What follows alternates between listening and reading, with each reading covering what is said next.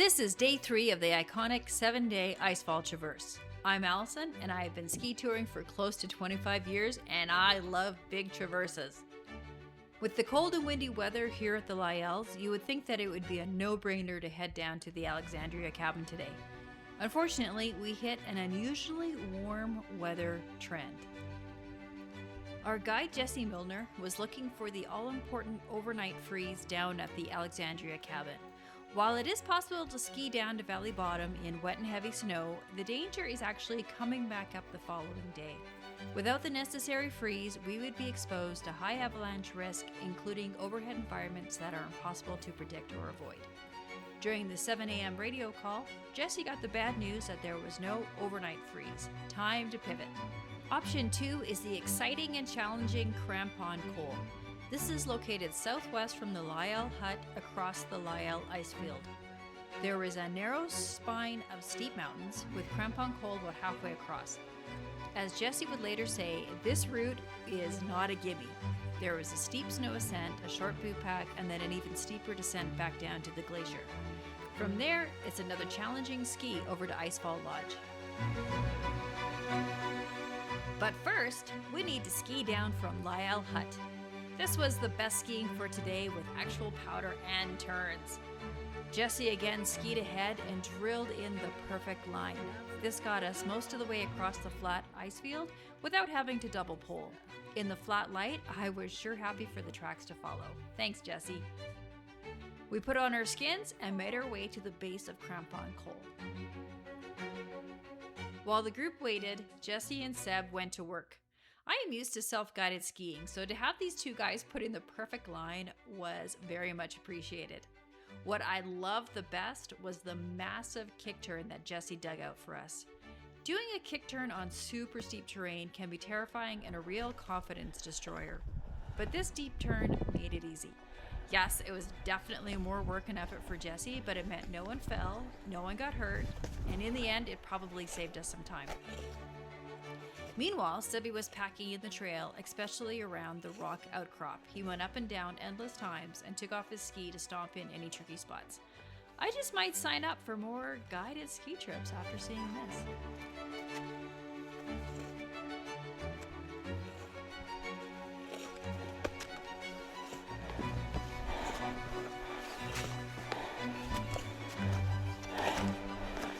Nicely done, Jesse. Check out this kick turn. To be safe, we put on our ski crampons, which was definitely the right choice in these snow conditions. I went up first, and it is interesting to hear myself breathing. While I was nervous on the slope because I didn't want to have any mistakes, looking to the gap behind me, I realized I was also beetling up here pretty quickly. Nice work. Oh, Jesse, amazing. Thank you so much. Wow, that kick turn was a thing of beauty. Put a champion turn in. You did? You put in a champion. I boot hiked, but whatever. I just hit rock here, so I couldn't dig this one out. Okay. So it's up to you if you. Seb kind of did a little kick turn, and I can spot you here.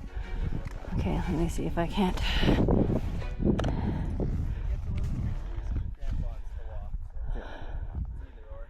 Okay. But the crampons were the right choice. Yeah, just a little extra security. It really was. Just that little extra. Yes, thank you. The tail assist.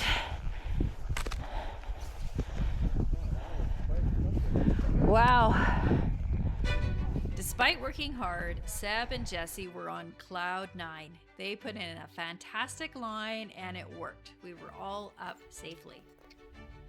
Near the top of the col, we strapped our skis to our packs and headed on up.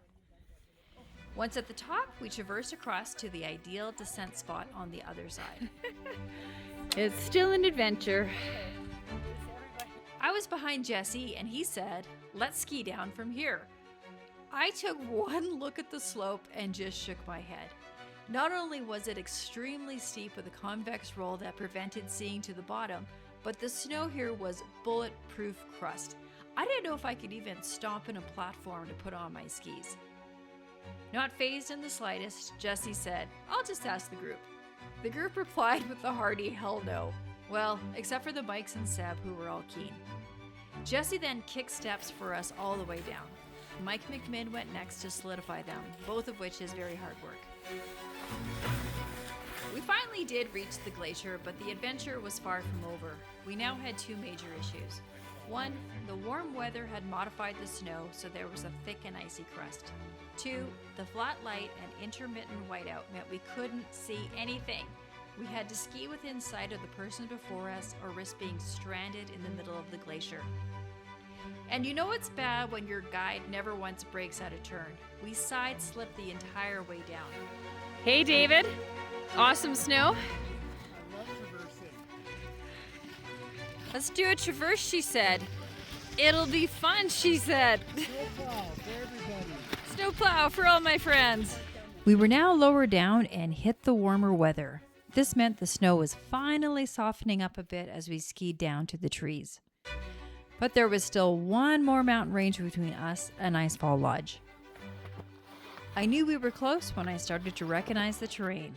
I was never more happy to ski the Seduction Run, as I knew Icefall Lodge was just around the corner.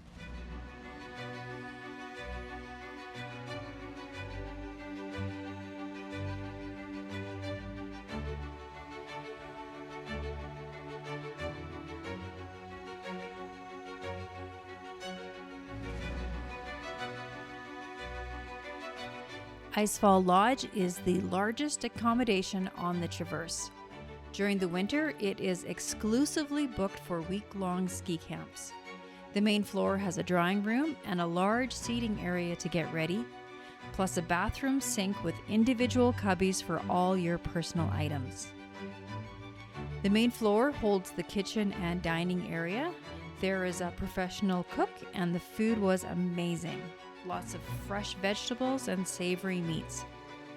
A bit appetizers.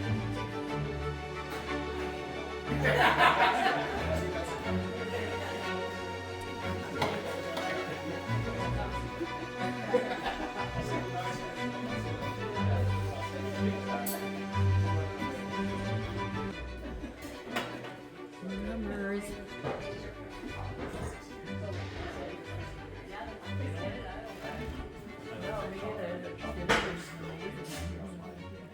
The upstairs holds 4 bedrooms, each with 2 single beds, so it sleeps 8 altogether. There is also an indoor pee toilet, which we loved. Next door is the sauna building and the original lodge. This lodge features a living room with soft seating and an indoor pee toilet. There are 2 outhouses, however, only one has a door, which I strangely preferred.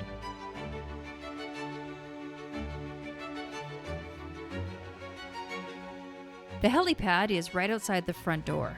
The views from here are truly stunning. Below the lodge is fantastic tree skiing with amazing alpine runs above the lodge. Join me on the next video as we deal with the unexpected heat wave, climb Mount Kemmel, and ski to Rostrum Cabin.